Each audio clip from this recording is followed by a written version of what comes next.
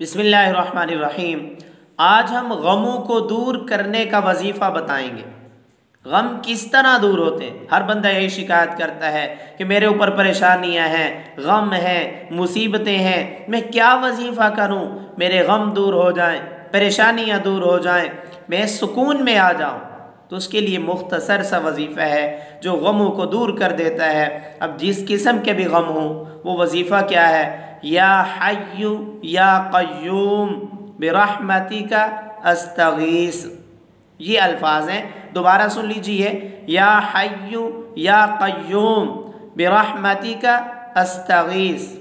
ان الفاظ کو صبح و شام 100 بار پڑھے، 100 بار پڑھے یہ الفاظ، صبح بھی شام کو بھی۔ انشاءاللہ اس کے غم دور ہو جائیں گے، اس کے غم ختم ہو جائیں گے۔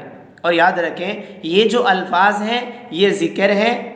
اب یہ الفاظ عورت ایام حیض کے اندر، ایام نفاس کے اندر بھی پڑھ سکتی ہے، یعنی عورت ماہواری کے ایام میں بھی یہ وظیفہ کر سکتی ہے، اور اس کی آپ کو اجازت ہے۔ اور آپ بھی کسی پریشانی میں مبتلا ہیں، وظیفہ پوچھنا چاہتے ہیں، اپنے خواب کی تعبیر پوچھنا چاہتے ہیں، شرعی مسئلہ پوچھنا چاہتے ہیں، تو کمنٹس کے اندر پوچھ سکتے ہیں۔